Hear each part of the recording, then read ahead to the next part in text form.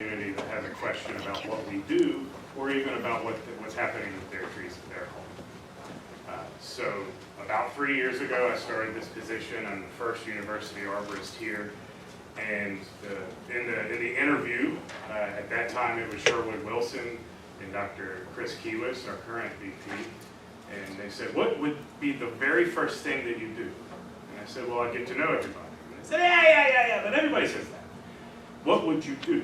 I said, I'd write an urban forest master plan, because every successful urban forest in the world has a plan.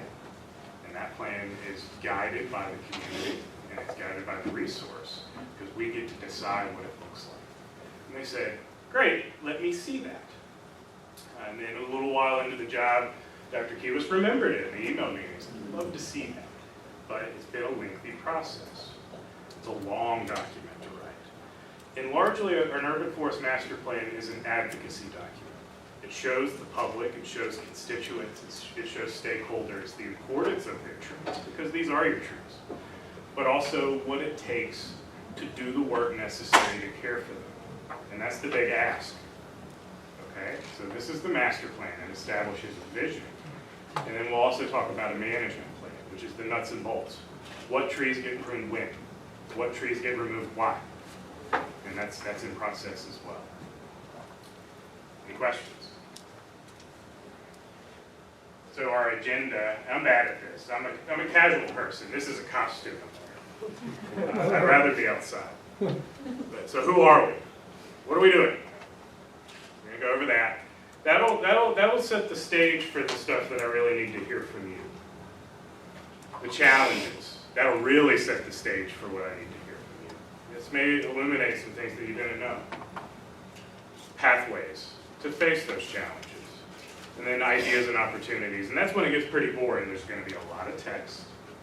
And I hope that I can go through the first three quickly enough that we have a lot of time to have a discussion, because this is your opportunity to speak up. And if you don't have the time to speak up today, my email is campusarborist@vt.edu, and I'd love to hear from you anytime.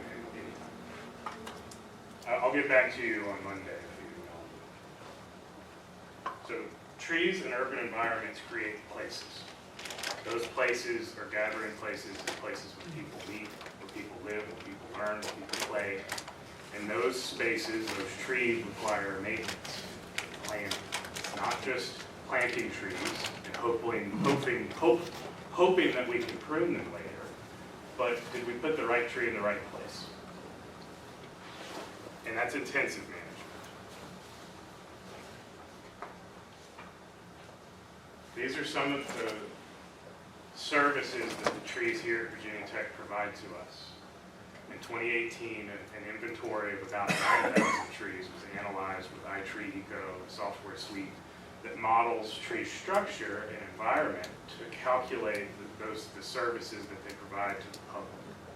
In general, urban trees provide 400 to 700% return on investment. It's pretty huge, isn't it? It's because the work that we do with trees is not as expensive as the work we do with concrete, the work we do with other utilities. Trees are utilities. The famous urban forester from Los Angeles was having trouble proving the case of trees and started calling them air improvement devices, air quality improvement devices instead of trees. All of a sudden, people clicked and said, yeah, it is hard to breathe. So strictly the structural value at that time, and that was 9,000 trees. The current inventory is 12,000, was $30 million. That's what it would cost to replace these trees. Small trees replaced at a smaller value, large trees replaced at a larger value. Throughout the climate action commitment, we discovered that campus forests offset about 3% of campus emissions. That includes the trees on campus, but also Fishburne Mountain, the center woods across 460, but most notably the old growth forest on campus, which provides a full half of this service. There are 1,700 trees in the old growth forest of the 12,000 total in the inventory. Larger trees in natural environments capture and store more carbon and offsets the activities that we do in emit emissions. forestry, there's academic definitions of what we do, but I like to make it pretty simple. It's the management of trees in the urban environment to their greatest benefit at the lowest cost with the fewest number of conflicts. Those costs are maintenance and replacement. Those benefits we already talked about, they're well known. Air quality, water quality. These are things that we have to build things out of steel and concrete if the trees aren't there. And those conflicts can be anything from a limb in front of a stop sign to an invasive tree that's smothering another tree we'd rather have. We can manage that. We can have fewer conflicts. Some of the guiding principles of what we do is public outreach and engagement. These are some of my friends who are in the room. Urban forestry is a public service. We are the government, and I haven't forgotten. I've worked for the government for my whole career, and I know that these assets are yours. And sometimes we make decisions that don't align with half of the stakeholders, right? But what I remember in those times is regardless of the decision, I owe everybody an answer. Because what we do is science. We may disagree with the science. We may disagree with the politics, but as a public servant, I will answer you as best I can. Land ethic is a personal thing to me, but also it guides our management here. And who's familiar with Arborist? I had a realization in the past few years that I was preaching ethic to people. I could get you in trouble. Are you questioning my ethics? Well, maybe. It's not really what I meant to do. I recently realized that Aldo Leopold was writing a land ethic based off of an indigenous way of living. And he didn't know that. I don't blame him for that. In the 40s, he didn't know any better. But in reality, instead of just reading the statement, we can say, do the right thing. When you do the right thing, you don't have so many bad things to deal with. And in reality, we will take. Humans take, but we can give back. And that act of reciprocity is important. Braiding Sweetgrass is who the author introduced me to this concept, which is land ethic. But it's a little closer to the indigenous perspective. And I recommend that book to anybody. It's wonderful. Another foundation of what we do is arboriculture, the art and science of caring for trees, pruning trees, removing trees, treating trees, fertilizing them. This arborist is removing girdling roots from a beech tree in Burris Hall that was planted too deeply. Its neighbor across the walk is perfectly healthy, but this tree was planted too deeply and the roots strangled the stem. And in an effort to try to save that tree, we did a lot of work. It may work, it may not. And then Austin here is climbing trees, which I used to do. I still do. I'm not as good at it as I once was. This is Mr. Jeff Inman. He was in the same class as me at Virginia Tech, and instead of taking the track I went, he's become one of the greatest tree climbers in the world. These people get so good at it that they do it competitively. And then standards. The only way that we can make sure that trees are cared for well is by following standards. The only way that I can make sure that people that work with me are safe is by making them understand that they must follow the safety standards. And then code of ethics. Do the right thing. As a certified arborist, I have to do the right thing. So who are we? This is Kenny Harmon. I'm the urban forester, he's the field arborist. He maintains our maintenance program, runs operations for us, and these are some of his accomplishments in the last year. He's a well-accomplished arborist. I've worked with him for a long, long time, and he's actually developing some strong urban forestry skills. And Joe Atkins, he came to us after a long career of doing various different things, and he brings a lot to the table. But for the past 3 years, he's been focusing on learning how trees work as systems. For us to understand how the urban forest works, we must first understand how trees work. And he's doing really well considering he's nearing retirement. He's learning all of this new information and getting very excited. And then David Wyatt, he's younger, came to us in the same way, brought a lot of other skills to the table. But I see him being a certified arborist within a year. And then lots and lots of interns that work with us. This is kind of our flagship program. What we do here is special. What we do here with trees is special, and we have the opportunity to prepare people through the same process I went through, mentorship, to do this work across the world. Because as important as the trees are, we have to have people who are qualified and knowledgeable to manage those trees. The management fundamentals. What do we have? Well, we have an urban tree canopy, and it's been assessed at about 16.9%, 17%. That's the area of campus that in the growing season is covered by tree leaves. Generally, in our region, the Mid-Atlantic, the South, even the Northeast, a canopy of closer to 40% is where we see the best returns. So that's a good goal, but it's not necessarily achievable here at Virginia Tech. Throughout the planning process, we worked with a whole lot of experts to decide what was feasible.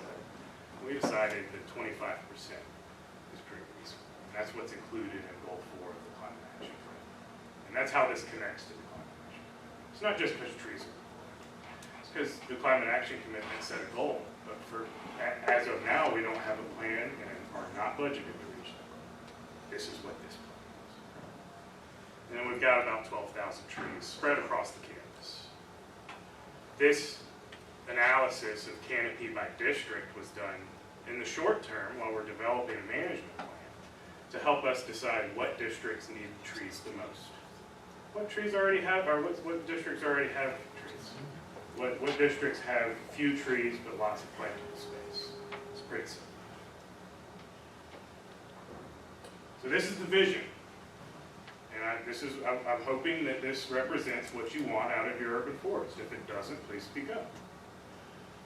Virginia Tech shall ensure its community has the opportunity to enjoy the campus urban tree canopy for generations to come. That means you and your kids and your kids' kids and your kids' kids' kids. Right? Everyone.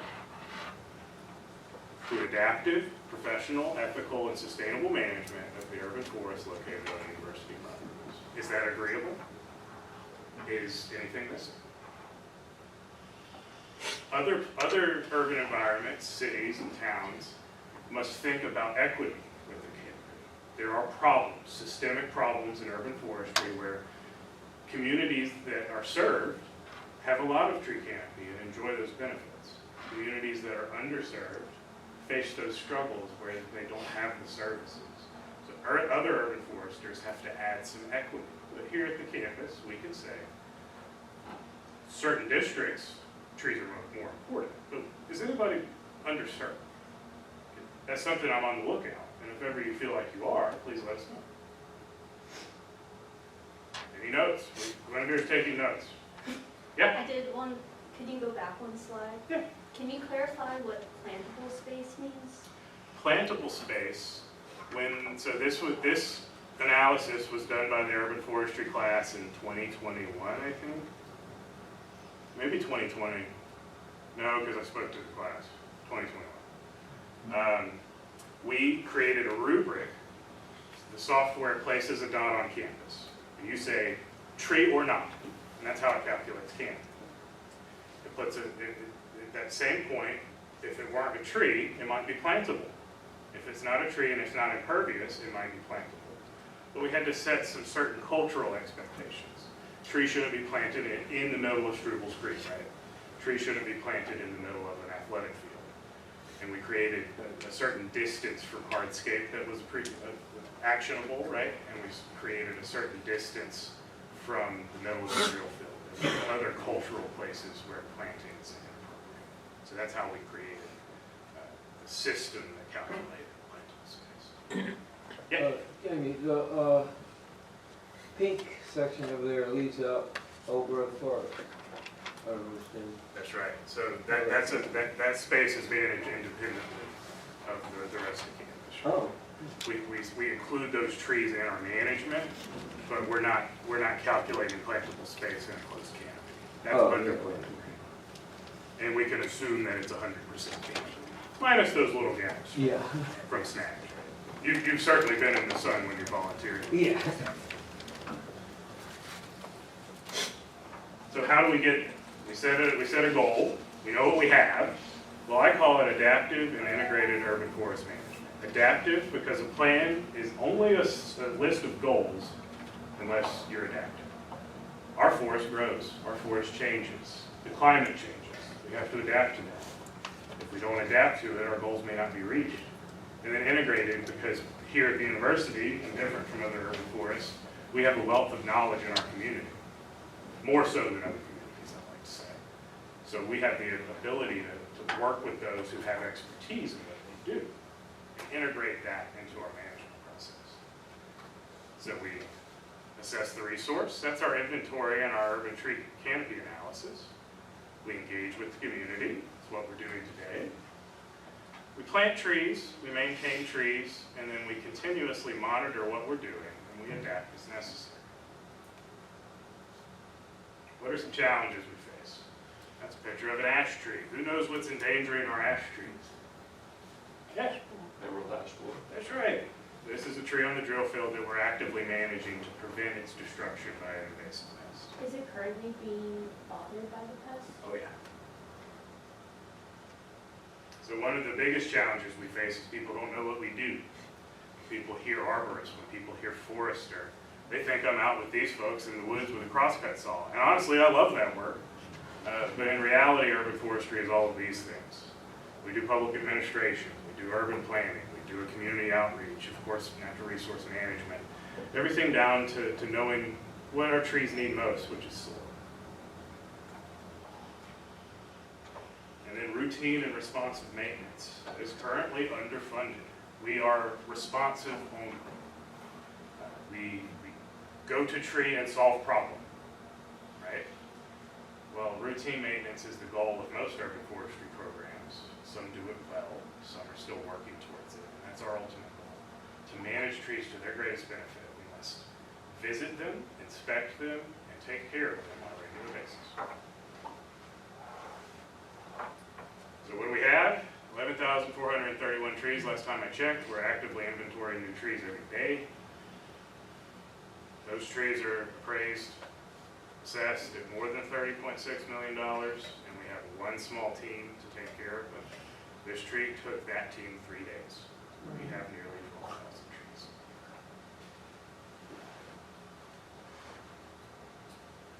The nitty gritty. This is the cost of routine maintenance and the cost of deferring that routine maintenance. And this is old data. This is from the 80s and it's been proven time and time again. Over time,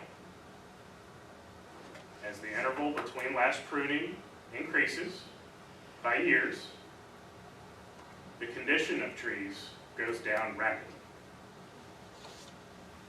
At the same time, as pruning cycle increases in number of years, the cost of responding increases exponentially, while the return on that investment reduces drastically. If we don't care for trees, we respond to them in an expensive way, and their condition goes down, and we leave problems for the future instead of assets. Trees are some of the only infrastructure that I know about that appreciates every year. They grow, they get bigger, their services increase, especially when we care for them. While other infrastructure, buildings, utilities, depreciate. And this is the shocking number, is the amount invested in assets that are decreasing in value. Further challenges, protection and preservation. Outside right now, silently, decay organisms are destroying trees. And we manage that as best we can, but there's not a treatment. We can prevent emerald ash borer from destroying a tree. We can protect trees from Dutch elm disease. We could prune trees to help them withstand the wind and gravity. But decay organisms, if we allow them to take root within a tree, which is a bit of a fallacy to say root, they will destroy the tree and we cannot stop it. Tree protection on campus. We have success stories like this one at Cheatham Hall, where we had the opportunity and the resources to excavate with air to see how many roots would be cut by the chilled water loop that was being installed next to it. We found out the tree would be fine, and it wouldn't fall over, and that was great. And we didn't have to remove the tree because of the new utility here. But other instances, we put up tree protection that is disregarded or not particularly well installed. So we have a spectrum of compliance. Over the past 3 years, I've seen an incredible growth in the Virginia Tech team in protecting trees, and I expect that to only get better. Let's see if I can get this to work. Spotted lanternfly is an invasive species that is in Radford and Roanoke and almost here. Oh boy. And it's likely here, but we don't know it yet. Get to know this best. And it's close to 40,000 this year that I've killed. There's some days I just wanted to quit because I'd come out and get 400 or 500. I even got 1,000 in one day. And the next day there was hundreds there again. So spotted lanternfly is an invasive insect that's now in the United States. It first came in 2014 in one county in southeastern Pennsylvania. Flash forward to 5 years, and now we're in several states. And what's happening is we're seeing damage in tree fruit, we're seeing damage in vineyards, and even in timbers in people's backyards. And that's the thing I wanted to say. That could be every maple tree on campus in 5 years in the fall. Football season. All the maples across from the Lynn Stadium and the parking lot in Castle Coliseum. So they don't kill trees. They do kill grapevines, so if you have a vineyard, be prepared.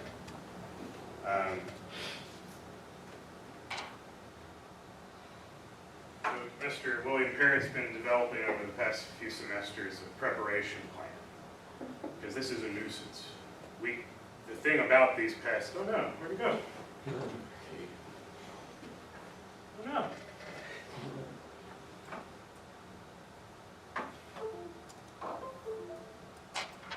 Come on. You might also want to check the little screen behind you. I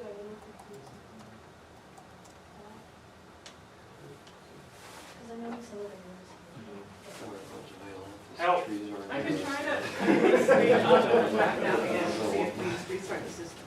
So while she's doing that, thank you so much. I'm sorry, everyone. So the pest, it doesn't kill trees, but they live on trees. They suck sap out of the tree, and then they defecate.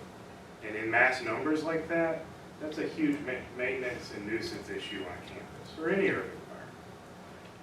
Even if we kill them all, we have to clean them up. Yeah. Boy, they.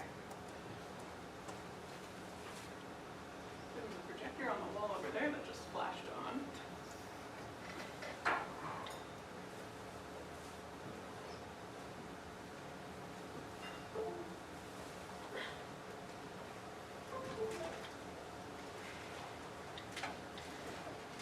Oh,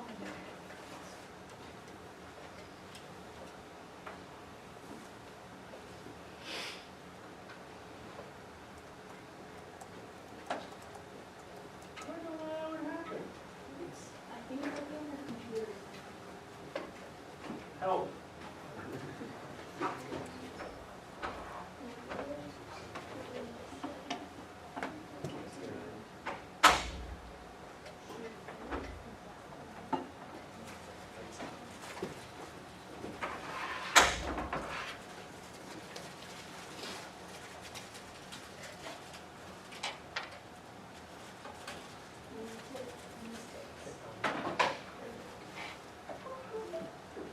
Want to work? No? Hey! Can somebody run and get Emily? Thank you. I think I stepped on it and pulled it out of the wall.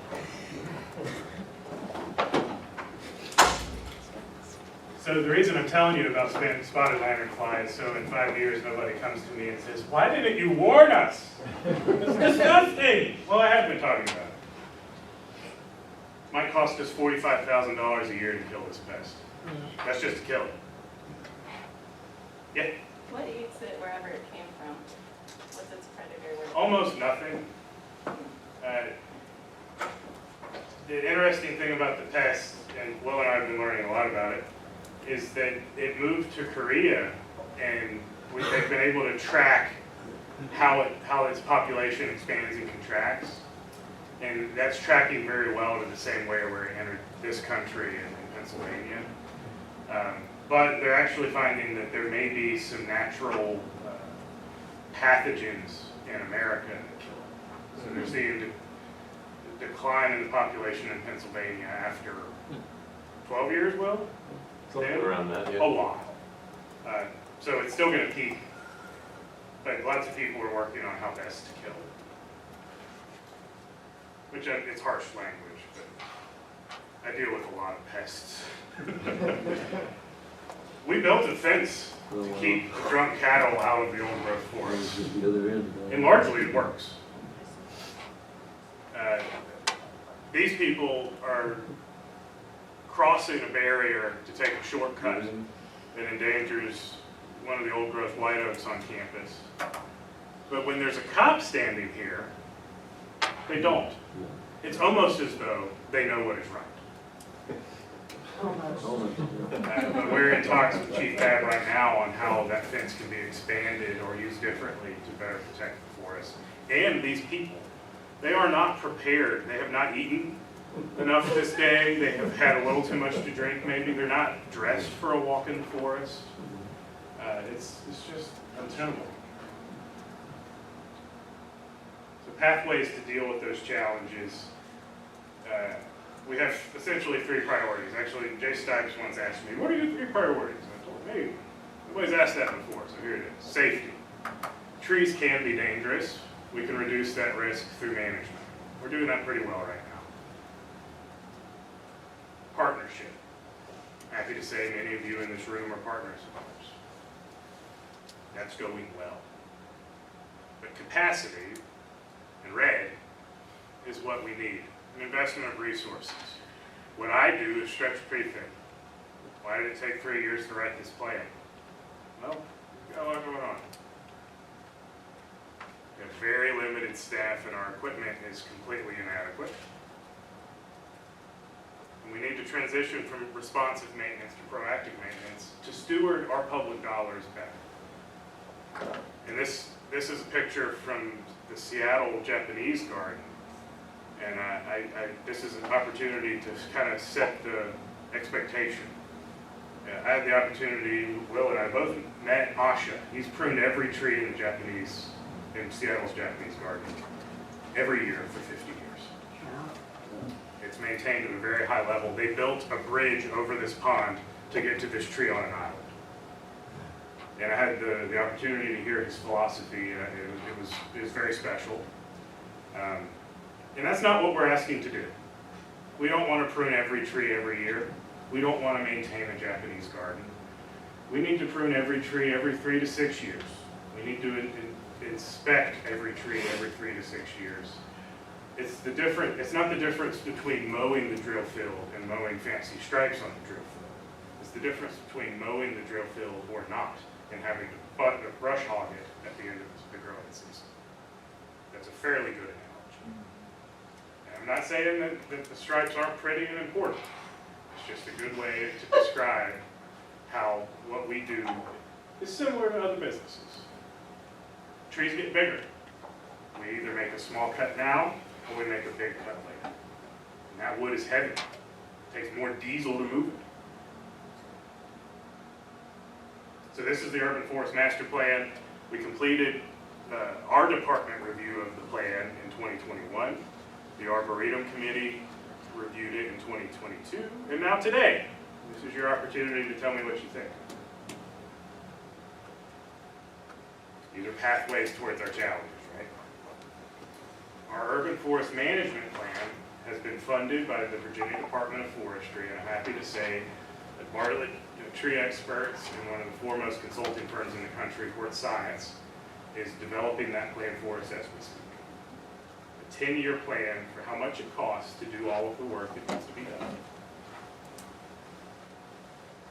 I will say, so in 2020, I developed a backlog of the most urgent and most important maintenance needs on campus. That changes regularly.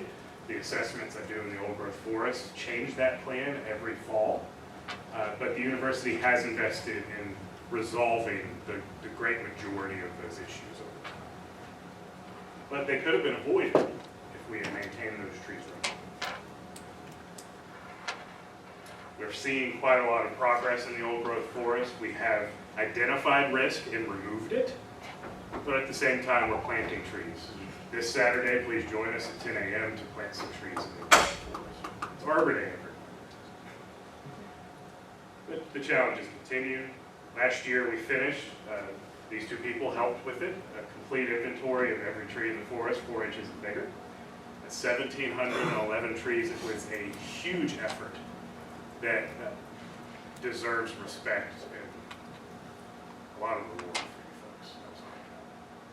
folks. And in it, we discovered what we have. Replacement value of just that forest is $6 million. And like I said earlier, we discovered a full half of the carbon captured and stored on campus is within that 11 acres. But also we learned about the different dynamics of the forest in that space. And while we have a pretty huge remaining stand of white oak, the dominant species in the forest, sweet cherry is catching up. So over this summer, we're going to be working closely with stakeholders to figure out what this means and what we need to do next. It's pretty clear. We need to plant more trees. We need to care for them. We need, and I'm happy to say we're actually able to plant trees in the old growth forest because that fence keeps people from killing them. We replace trees every year, although it's getting to the point where I'm starting to think that's the wrong idea. If we can't maintain trees, should we be planting them? If we don't invest in the maintenance that these trees deserve, we will not be able to care for them to actually reach our goals. If we continue to plant on Arbor Day, resources flow from everywhere at the university to plant trees. But when we ask for the bucket truck we need to maintain them, we still don't have those resources. Another pathway towards challenges is last year, Grace Steger finished an analysis in the Living Learning District, what is now as the golf course. She identified 208 of the most important trees on that site, appraised at $6 million, and established a tree protection zone for those trees. Most important about this data is they're not just huge trees. Huge trees make up a large portion of that 208 trees, but also we have a lot of medium-sized trees. And we have the opportunity to develop that site around those trees and create new places to live and learn and play around mature trees that provide great return, great assets, great everything, right? It's a special opportunity, and now the architects and engineers have this resource, so as they develop that site, they can do it the best way possible. We took that model and applied it to the rest of campus. Where are the most important trees on campus? Those are those dots. And how does that relate to future expansion on campus? One good example is right here. This maroon dot is a new building between Williams and the other one. And that happens to be where the biggest, most important hackberry is on campus. It's in good health. And people have invested in it in the past. The Urban Forestry Club put a cable in it and lightning protection to protect it. And the truth is that building and that tree can coexist. And now that we know that that conflict exists, we can design it. If we make it a priority, will the university do that? They have this resource now, so they have the opportunity. That ongoing assessment, the most important trees on campus, $16 million. Some of them notably aren't trees anymore, they're snags. And that's because of cultural importance. The black willow at the duck pond, large white oaks at the grove, trees that were gathering places like the Mary tree. They're not trees anymore, but they're still gathering places. We do quite a lot of extension and outreach. I work pretty extensively with professional organizations across the industry. And we host events, we work with all of the different colleges. I think some of my most favorite tours on campus are from the College of Arts. We've led tree tours for Spanish classes. It's incredible. And this was a day where we were talking to students from Radford High School about what's called secondary growth. What makes trees different from other plants, and that's their ability to grow in girth and hold themselves up larger. And then other things, It's like Arbor Day last year, which won an award. Helping with the Mary Tree sculpture was a huge fun thing to do. We led the BOV on an urban forestry tour. All kinds of fun stuff. So now, the nitty-gritty, right? Ideas and opportunities. We have to have a tree policy. And what I've done here is, point by point, they're going to pop up, and you have an opportunity to speak up. And then the second slide is all of that consolidated, so maybe we can have a discussion instead of just being one.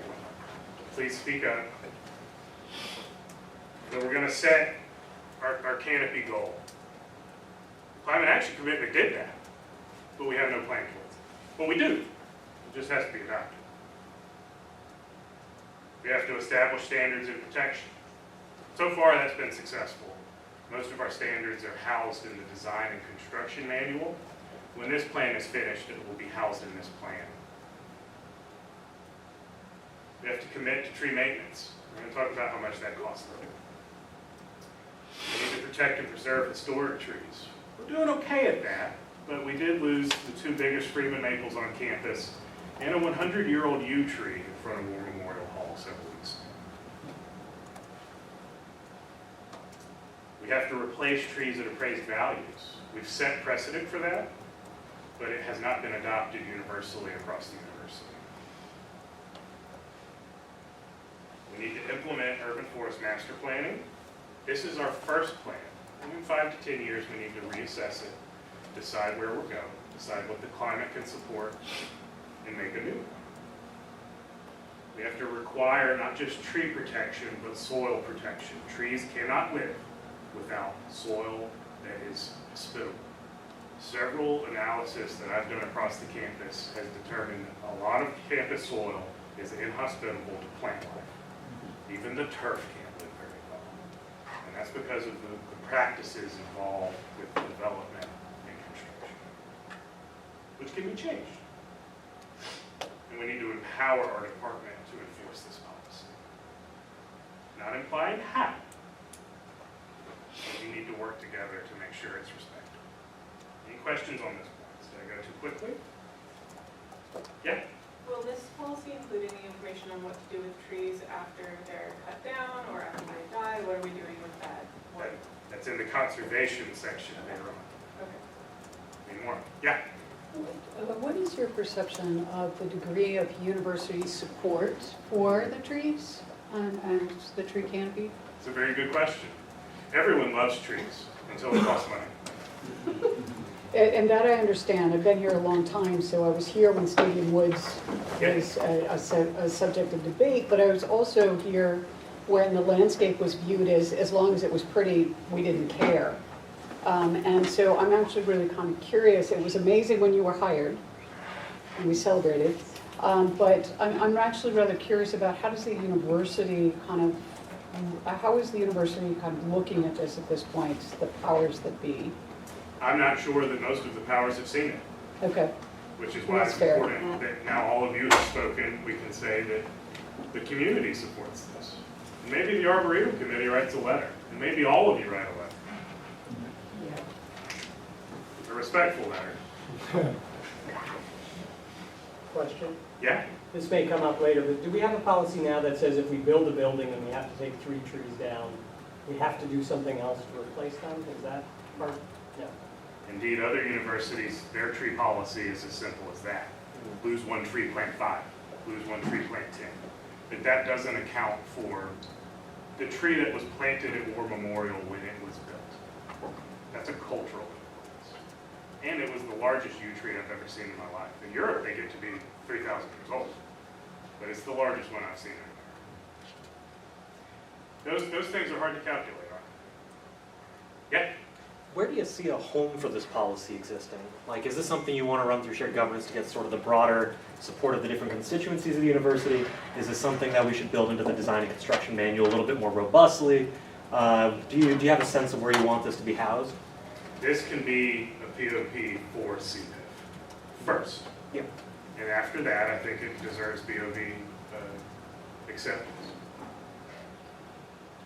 If CPIF, Campus Planning and Infrastructure and Facilities for everybody here, are the ones that deal with trees every day, Mhm. outside of academics. Mhm.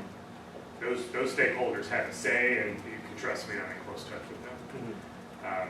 But ultimately, a CPIF policy is a good first step and adequate, but a university commitment to this plan by the BOV would be meaningful. Mhm. So this is it consolidated, and forgive me, two different canopy analysis. One shows 14.7%, one shows 16.9. It's close enough. I try not to use the lower number just to prove a point. It's close. That was a typo. So if we say about 17%, that's our goal. The way to get that is all of these details, which are condensed into 6 points. We need standards, we need maintenance, we need protection, we need replacement, we need planning, and we need preservation. And our department has to be empowered to do all of that. Do a policy. We need to codify. It's not that hard, and we've left it broad enough that capital construction can say, well, how much is an appraised tree's value? I can give you that data. It's easy. You can consider that. Because yes, it will inflate development costs, as does everything else. But this would be a sustainable way of doing it. How are we doing on time? It's Oh. 10:46. Yeah, we got good time. Another way, as part of the tree policy, we would adopt what's called a tree canopy standard. And this is done across the country and internationally. When a site is developed or renovated, we require a certain number of trees be planted to create a canopy that is acceptable on that site. And some of those codes and ordinances across this country are egregious. Fairfax County is a good example.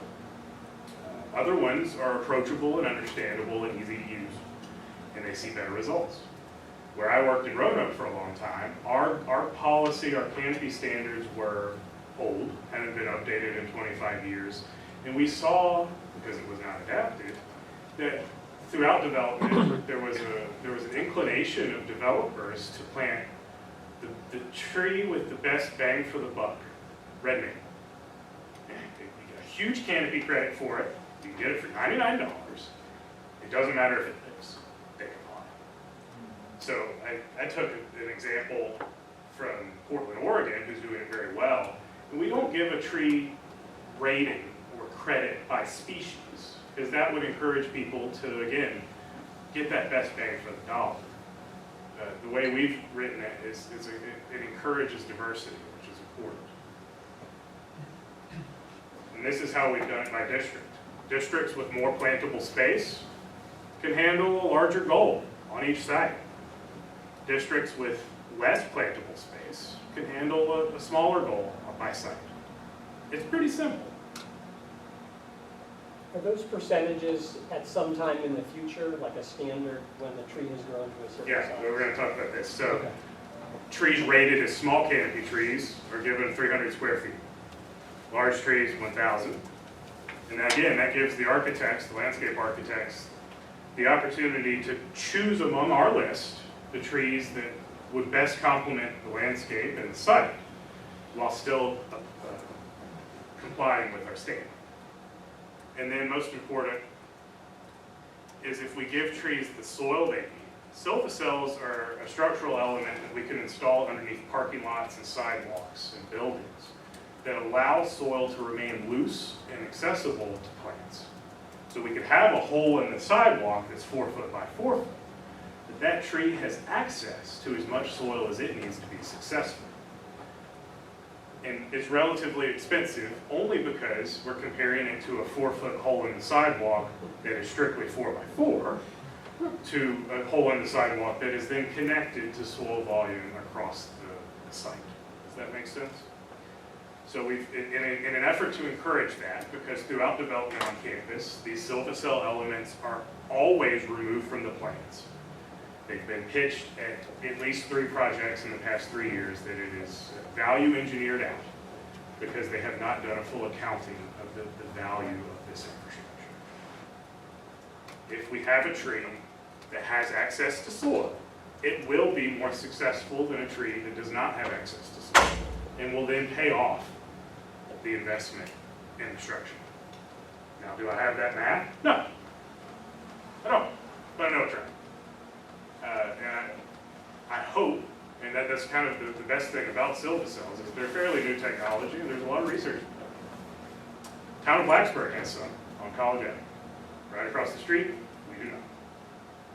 So this is a way to give the design team more credit towards the canopy on sites that have limited soil, where we have fewer trees, so that makes the trees we have more important. We give them soil, we'll know they'll be successful, they'll get bigger, they'll provide more benefit. So we cut them a break on that canopy requirement.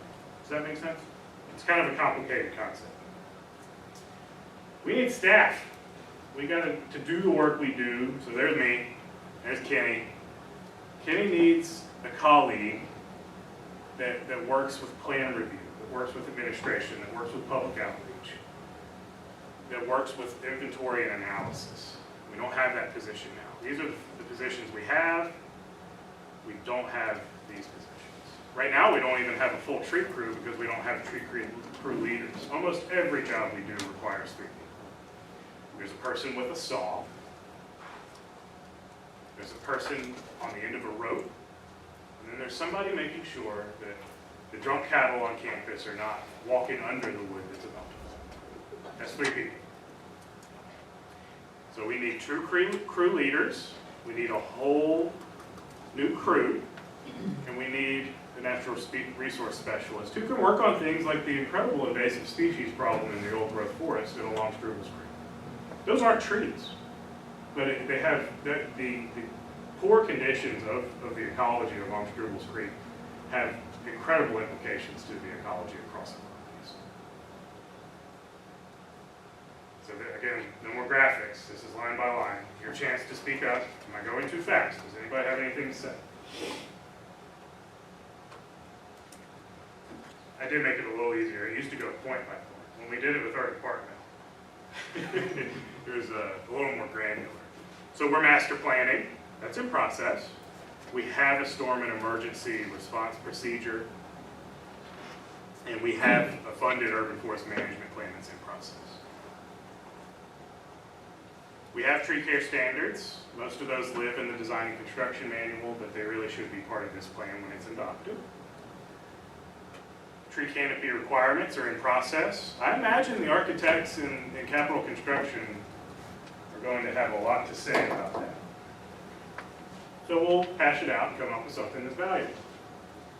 Tree protection standards, again, complete. Tree planting standards, complete. And the tree policy up for consideration.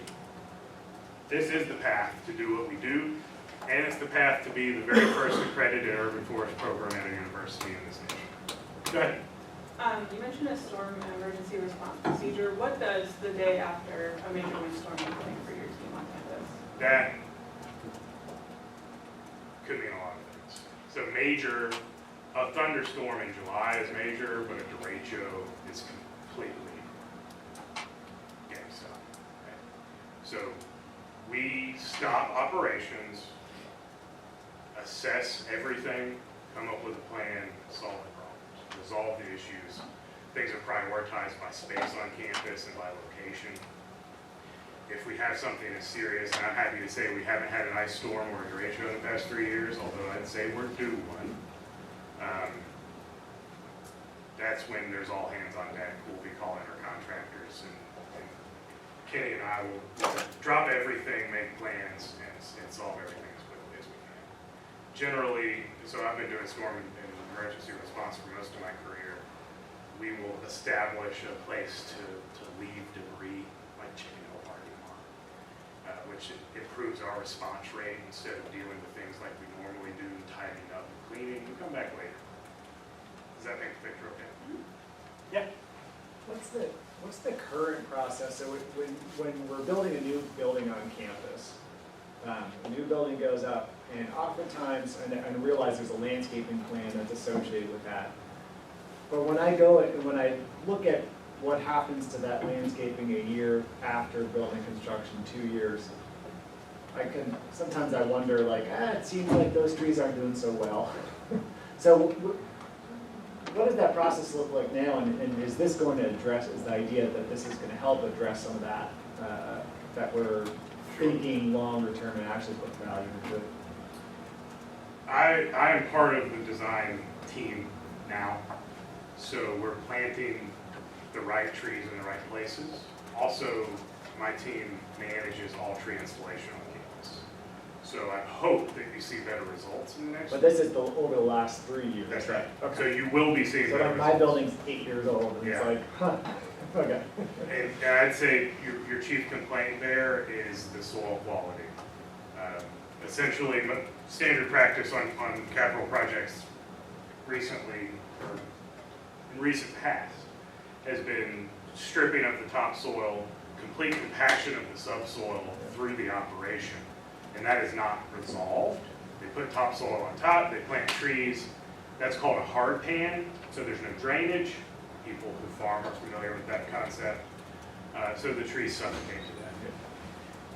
On sites that we are unable to resolve that hard pan, we are speccing trees that can tolerate those conditions. And we have instituted standard practice of soil profile rebuilding on many projects. So the results of that investment, which is fairly minimal, are yet to be seen. We know that that process and procedure works due to research completed at this university.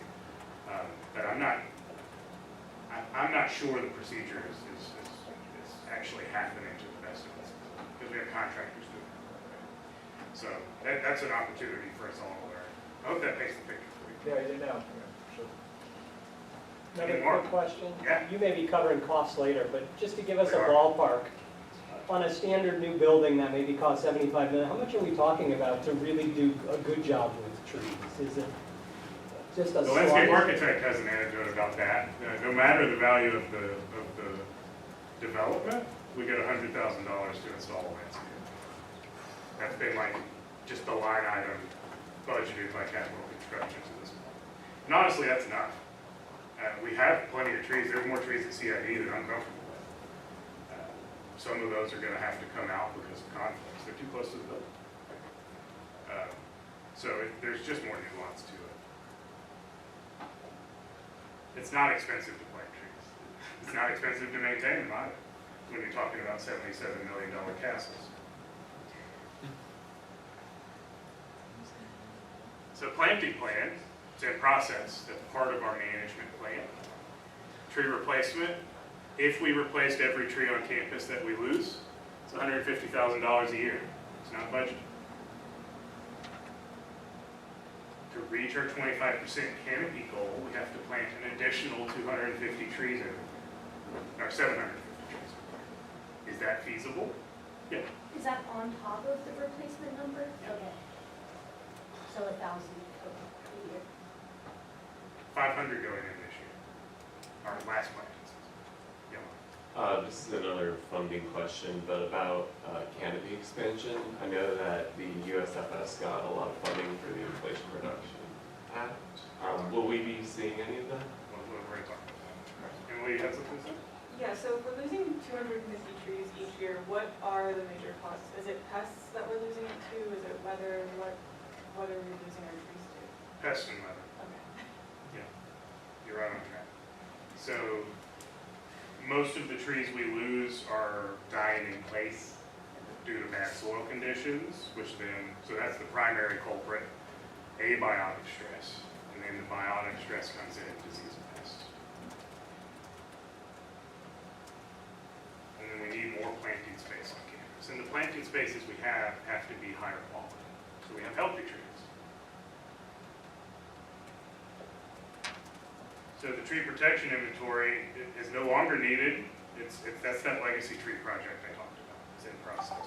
Not complete, but it's in process. Urban wood use, which Emily had a question about. We have set precedent for using wood from campus.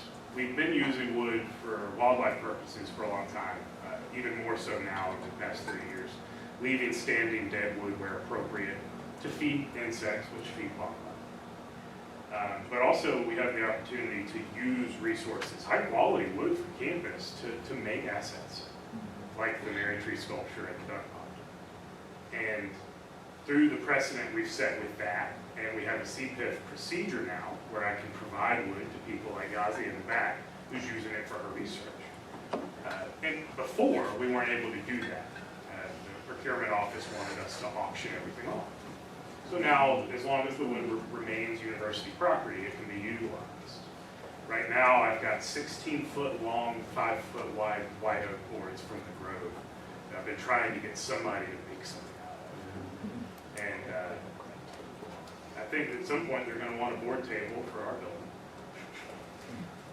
So we got to protect soil better and remediate it after construction. And plant healthcare programming is something that we do in earnest right now, but it could be expanded, like that spotted lanternfly management plan. And then most important of all is following the stewardship plan for Virginia Tech's old growth forest. And we've been doing that piece by piece, but there's still much to do. And now that we have a complete inventory of that space, we can start discussion on what to do next. Now that we can plant trees in there without them getting ripped up, things are looking rosy. So community outreach, it's kind of a fun thing I like to do quite a lot, but we could do it better. Communities in Virginia have the opportunity to participate in what's called a tree steward program, where people trade their time as tree stewards in exchange for the knowledge of arboriculture and urban forestry practice. Some people do that as a volunteer thing with their sorority or their fraternity, or others for later life learning, or some people do it after retirement. I think that would be a great addition to what we do here at the university. We have volunteers, but they don't have that same reciprocity between us. They're just giving, we're not giving back. So what does it cost? Here's the meat of the sandwich. And I think my laser died. Oh, good. In 2020, I reached out to colleagues across the industry in places like where we work and found out that at UVA they spend about $55 per tree. Their tree population is actually pretty similar. ODU costs are kind of crazy in the Virginia Beach area. In 2014, a national survey of municipal urban forestry programs across the country determined it was about $43 per tree. But if we average all of those, it's 48, and in our current population, that's $522,000 a year. What's interesting about that number is it aligns with a per tree analysis I did in 2020, but also a per capita. In communities, we can determine how much stakeholders in that community contribute to care for a certain population. And all of those hover around $600,000. It's pretty interesting how all of that data aligns. So every year, I wish my laser still worked, but to hire the staff we need, as suggested, we come in at about $560,000. If we contract that labor, we're going to spend about $200,000 more, which was a surprise to me. Generally, across the industry, we find that contracting saves resources through workforce development and other things, their equipment costs. The numbers are usually very similar or a slight savings. But here at Virginia Tech, we don't have a lot of firms that can service us at the volume we need, so it is a little bit inflated. Tree replacement, $150,000 a year. So that's a pretty good comparison on moving forward as planned or moving forward contracted to do this work, to invest in the trees.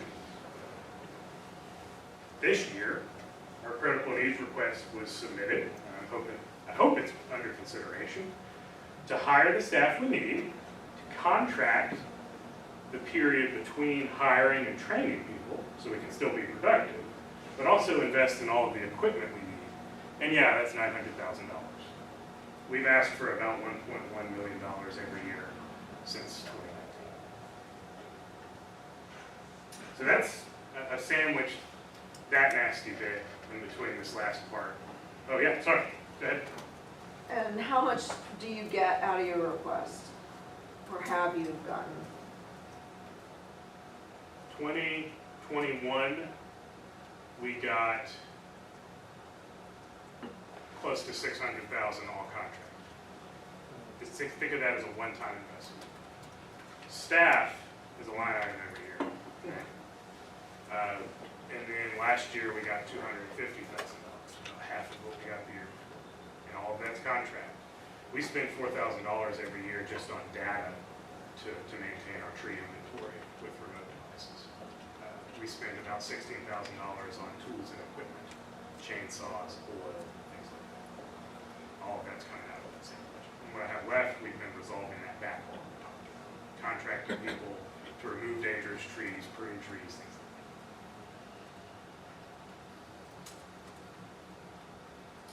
So, right now we are in a renaissance, is what I've been calling it in the industry, in urban forestry.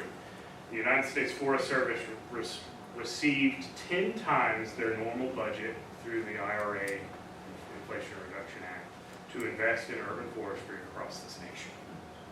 $1.6 billion.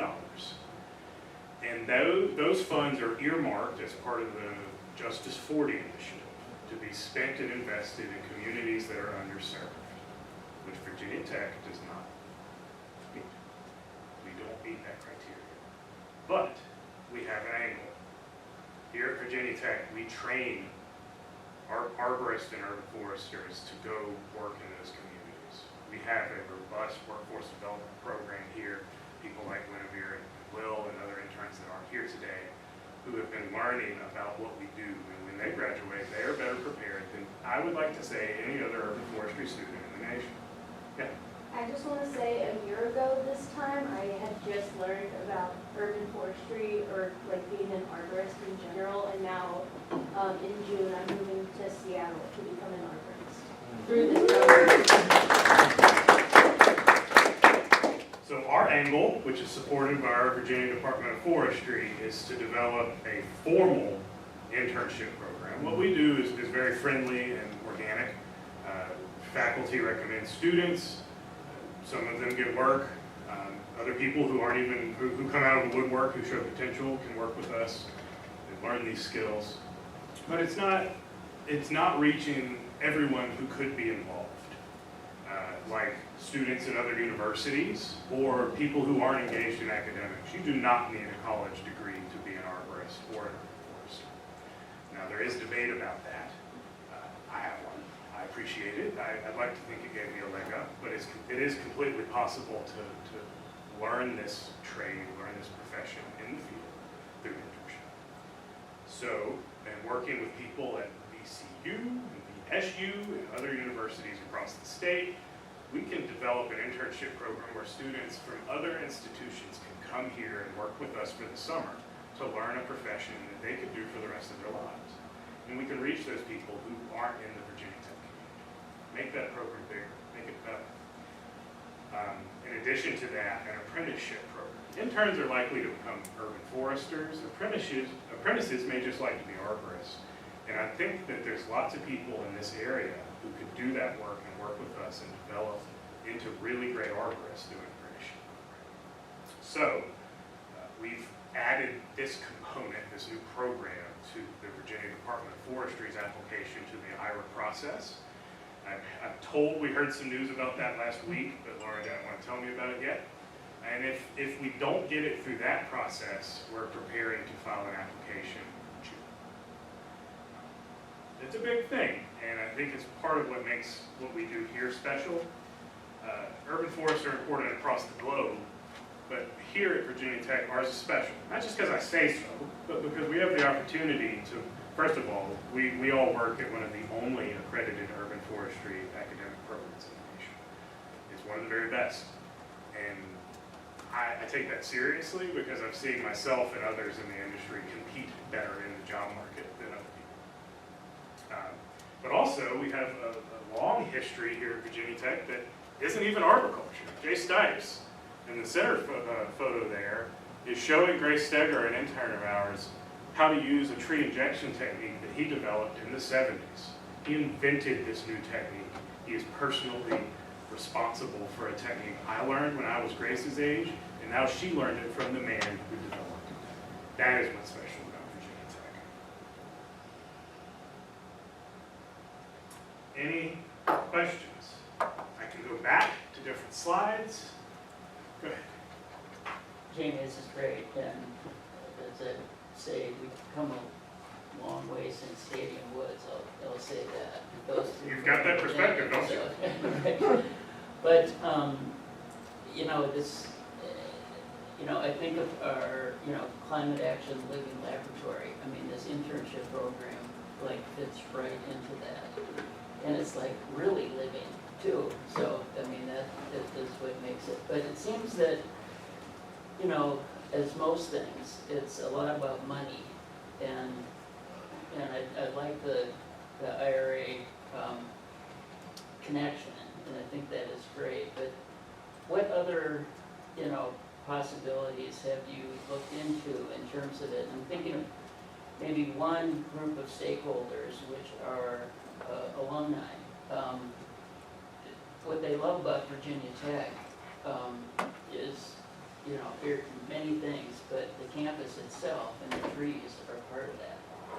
And I know in other universities, they have donation tree naming programs. The live oaks at LSU, for example, is a great example, which they cut down several of those named trees to add on to their stadium, which was a Stadium Woods kind of lesson. But I'm just wondering, that and possibly other creative ideas. Our goal 14 of the climate action commitment is innovative financing, kind of thinking about ways to pay for this great need of yours. And, I'm sure this is on your mind. And Sure. And the plan addresses it. It's 60 pages of the plan that y'all just heard in an hour. Most notably, our partnership with Virginia Department of Forestry. Over the past 3 years, we've received about $100,000 from them, mostly for planting purposes. There, like I said, resources for tree planting are abundant and widespread. Tree maintenance and equipment. Equipment is the university's responsibility.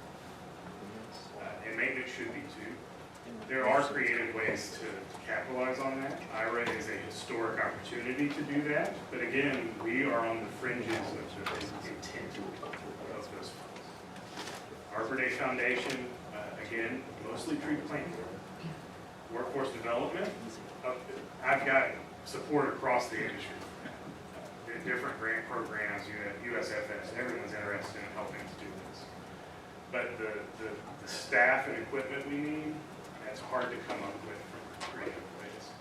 There could be, it would take a full-time position to develop a carbon credit program where every tree we plant is tracked and the offsets are paid for, right? It's a huge inventory project that other universities have done.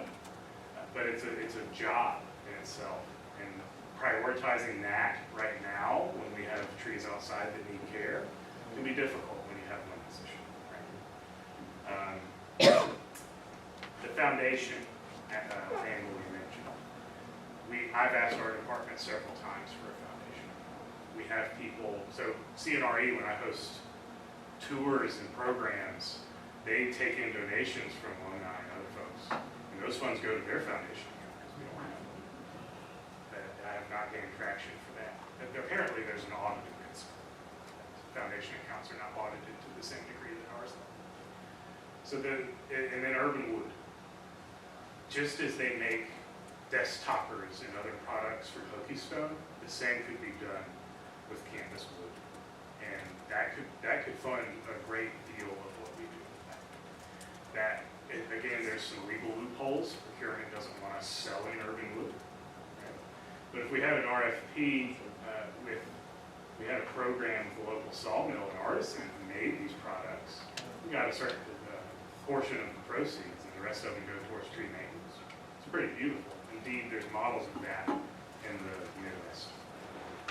So there's lots of angles, and those are detailed pretty well. Yeah. So what I'm hearing from John and from you, and we've talked about it as well, is that we need a fundraising person on your staff. And you're getting resistance to that And how do we help you with that? You can write a letter to Dr. Chris Keelis Okay. about what you heard today and what you thought. I'm hopeful that we don't need a petition or something. Okay. Yeah. I was just thinking about how we're building out the subcommittees for the case committee, which is a slow but I think steady process, and the potential future leverage.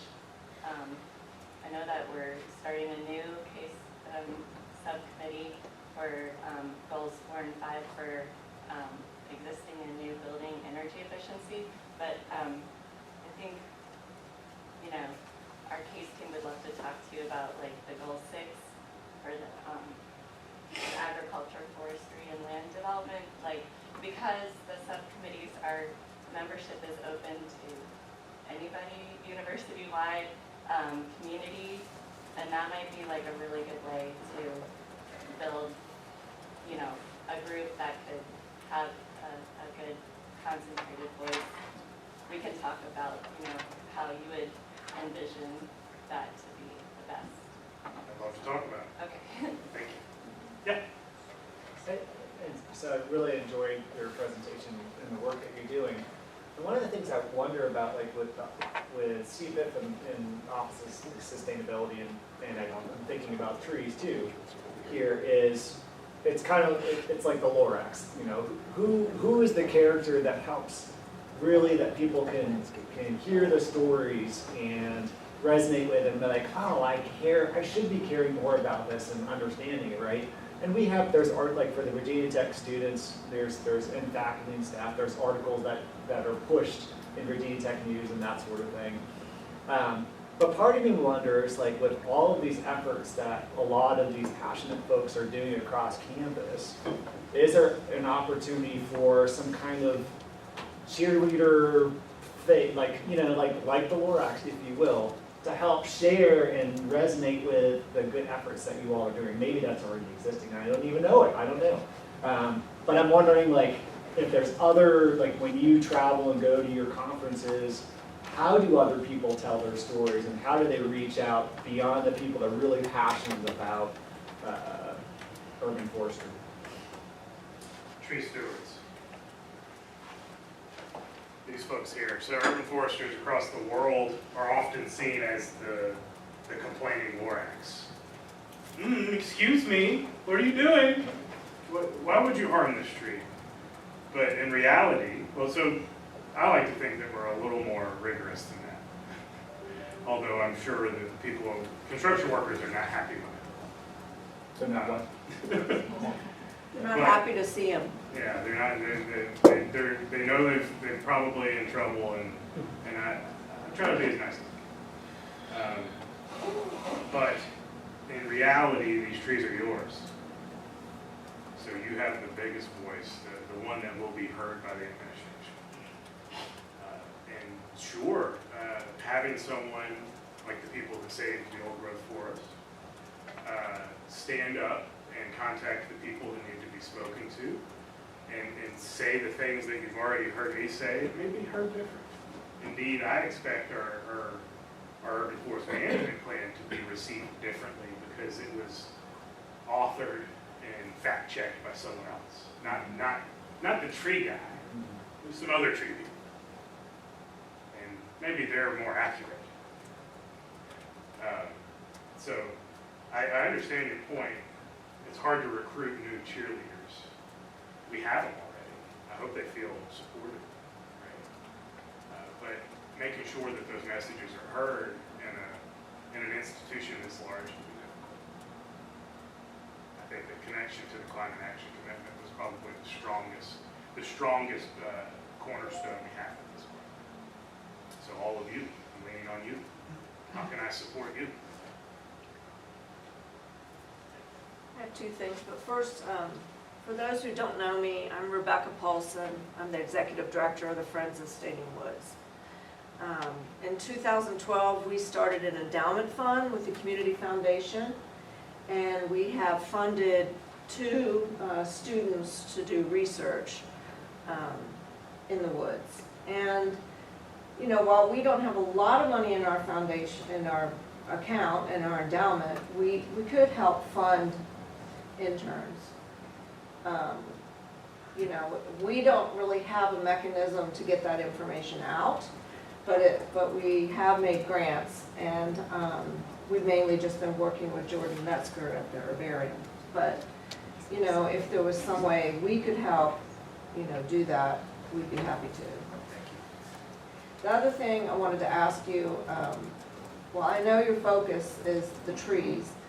We've done a lot of work in the old growth forest with the native plant species, which is part of the, I would think, part of the soil, and then also it's just part of the ecosystem of the old growth forest. And we're really grateful for all this work that has been done, but I'm wondering, you know, who thinks about, because I know it's not your priority, who thinks about the urban, the native plants that have come back, and how are they going to be affected by the tree planting? Sure. So while we want the tree planting to happen, we also don't want to disturb the native plant species that have emerged from the seed bank. And I know you'll think about that some, but that's not your bailiwick, so. Sure. It's a good You question. know, is there someone who will look at that and consider that? So right now, I'm leaning on volunteers. Beth helped me place the flags where we'll plant trees on Arbor Day. Great. But I would counter with this situation of our tree population in that forest is so critical that restoring the structure of the forest first, through an ecology lens, is the very first step to protect those other plants that we want to protect. The soil, the fence did a great job, and we're now maybe it won't be reversed every fall, right? The same could be said for the forest structures. We have to start planting now to maintain this canopy so the mid and the lower and the bottom have an opportunity to survive. So I understand your point, and I'm not making light of it, but in a list of priorities, the canopy is first, in my mind. But you're right, I need more support from people with other skills. Like at this point in my career, I don't want to develop new skills. Jeez. But a natural resource specialist can and will. Okay. The other thing I wanted to ask you is, because of the unique ecosystem of the old growth forest, the Nature Conservancy for the last year has closed the Falls Ridge Nature Preserve because of overuse. And it's likely that it's going to continue to be closed for another year, and actually we hope 3.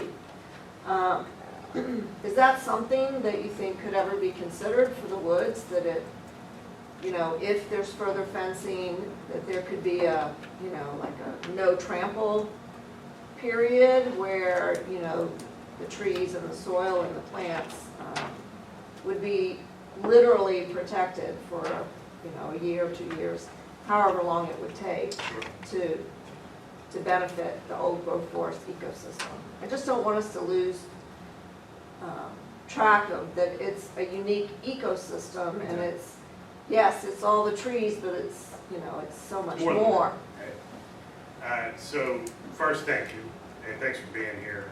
We're going to talk more about that this summer as we meet with everyone to talk about the next steps.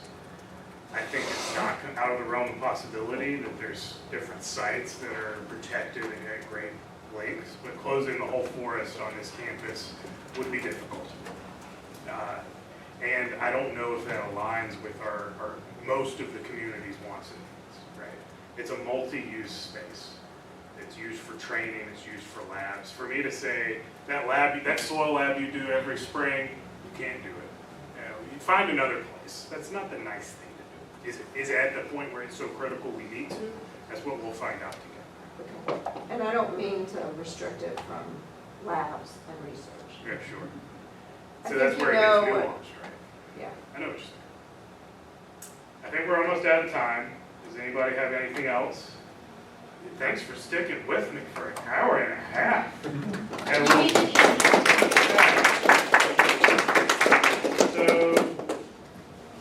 this is me. I'm easy to reach. I'm here every day. Try to be. If I'm not here, I'm with my baby. So leave me a message and I'll get back with you. Thank you. Thank you so much.